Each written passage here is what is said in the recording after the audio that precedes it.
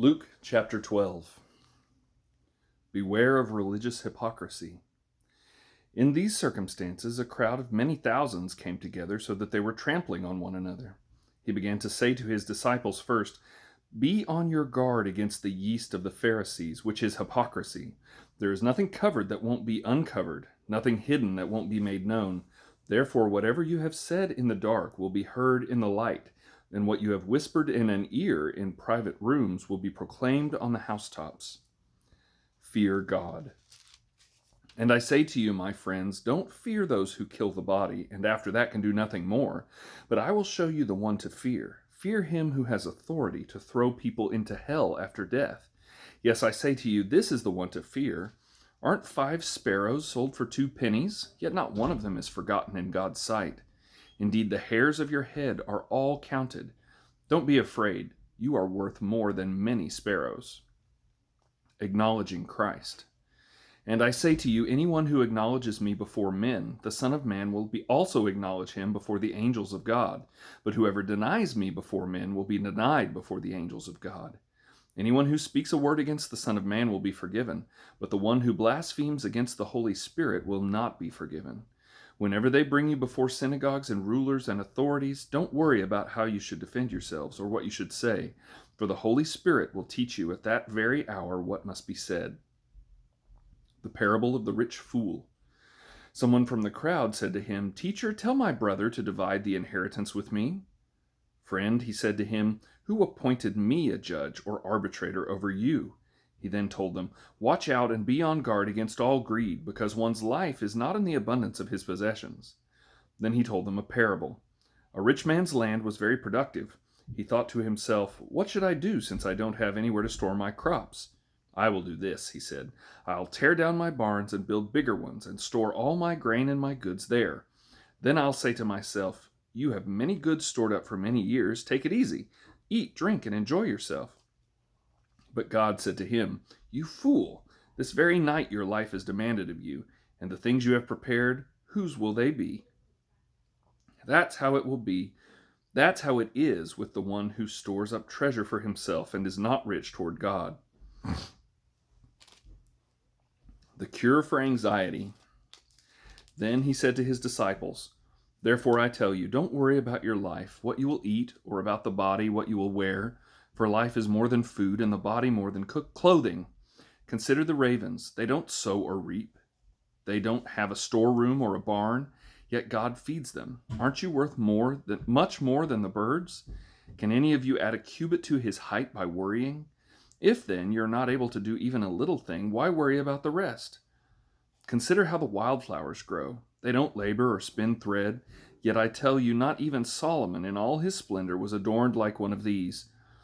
If that's how God clothes the grass, which is in the field today and is thrown into the furnace tomorrow, how much more will he do for you, you of little faith?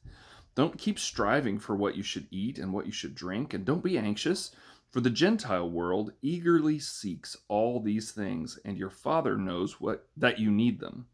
But seek his kingdom, and these things will be provided for you. Don't be afraid, little flock, because your Father delights to give you the kingdom. Sell your possessions and give to the poor.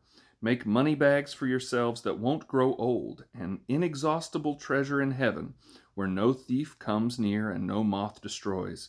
For where your treasure is, there your heart will be also. Ready for the master's return. Be ready for service and have your lamps lit. You must be like people waiting for their master to return from the wedding banquet, so that when he comes and knocks, they can open the door for him at once. Those slaves the master will find alert when he comes will be blessed. I assure you, he will get ready, have them recline at the table, and then come and serve them. If he comes in the middle of the night or even near dawn and finds them alert, those slaves are blessed. But know this, if the homeowner had known at what hour the thief was coming, he would not have let his house be broken into.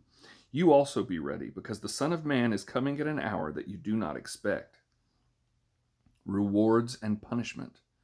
"Lord," Peter asked, "are you telling this parable to us or to everyone?"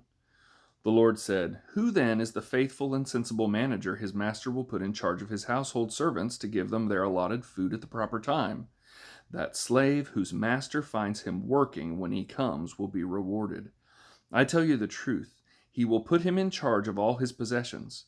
But if that slave says in his heart, "My master is delaying his coming," and starts to beat the male and female slaves, and to eat and drink and get drunk, that slave's master will come on a day he does not expect him, and at an hour he does not know.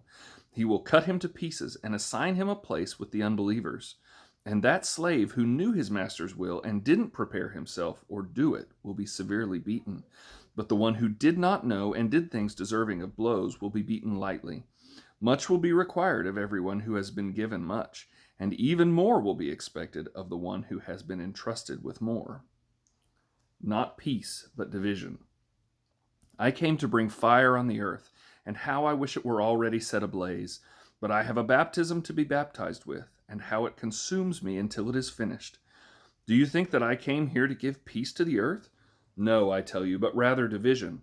From now on, 5 in one household will be divided, 3 against 2, and 2 against 3. They will be divided, father against son, son against father, mother against daughter, daughter against mother, mother-in-law against her daughter-in-law, and daughter-in-law against mother-in-law. Interpreting the time. He also said to the crowds, "When you see a cloud rising in the west, right away you say, 'A storm is coming,' and so it does. And when the south wind is blowing, you say, 'It's going to be a scorcher,' and it is. Hypocrites, you know how to interpret the appearance of the earth and the sky, but why don't you know how to interpret this time?" Settling accounts. Why don't you judge for yourselves what is right? As you are going with your adversary to the ruler, make an effort to settle with him on the way.